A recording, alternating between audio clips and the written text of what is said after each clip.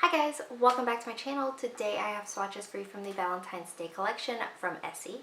So I did find this collection at Rite Aid. I know they're available a couple places online. If I can find a place that they're available, I will leave that in the description box below, as well as Essie's site, Instagram page, and my Instagram page. So they have 6 polishes, 3 toppers, 3 not toppers, and let's go ahead and get started.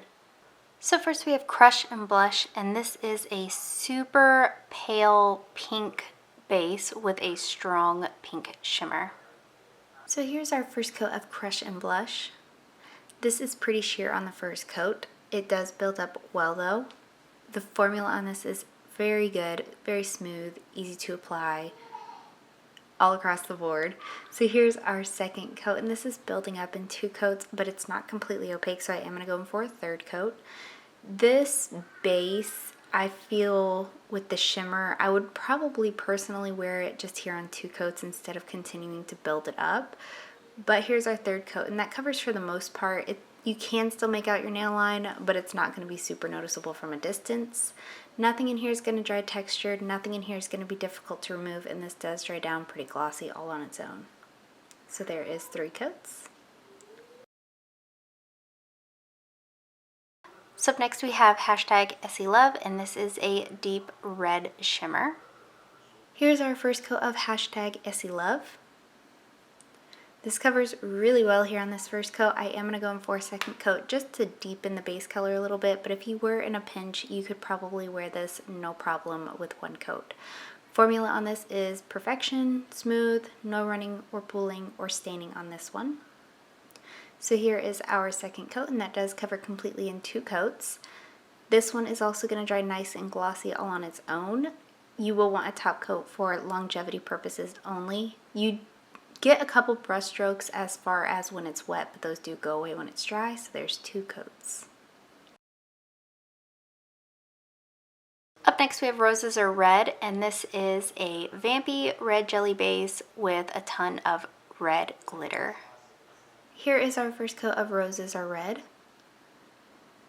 This one also covers really well here on this first coat. It's not completely opaque, so I am going to go in for a second coat. The formula again is smooth and easy to apply. These wider brushes do make Essie's a little bit easier to work with, in my opinion. You just have to be a little careful, or I do anyway, about flooding my sidewall, because my nails are so curved that if I have too much polish on the brush, I'm going to flood it either way. So this is opaque in 2 coats. This is going to dry down pretty textured, so you will want a glossy top coat, and it is going to be a little bit difficult to remove. So there is 2 coats. Up next we have Galentine, and this is a clear base with matte white glitter, and it also has a matte pink glitter, a super duper light pink, and then it also has these like tiny itty bitty black and silver micro glitter.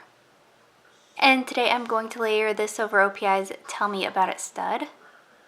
So here is 1 coat of Galentine, and this has a great glitter payoff. This one I feel you get the most glitter out of the 3 toppers.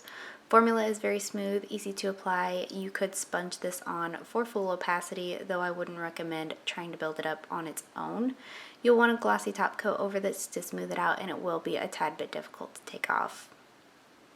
So there is 1 coat.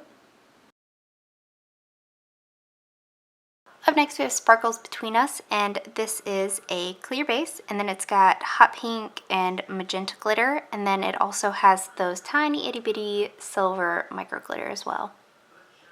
And today I'm layering this over Ever After's White as Snow. Here's 1 coat of Sparkles Between Us, and this one also has a good glitter payoff, but you don't get as many of the larger ones. You do get a good amount of these smaller glitters. Again, formula is very easy to work with. You do have to manipulate all these glitters around just a little bit to make sure they go where you want them and it looks nice and uniform on the nail. Again, you'll want a top coat to finish this off. Sponge it if you want it completely opaque and a little difficult to remove. So there is 1 coat. And lastly for today we have Your So Cupid, and this is a clear base with red and hot pink and white glitter, and then it also has white micro glitter. And today I'm layering this over OPI's Rice Baby.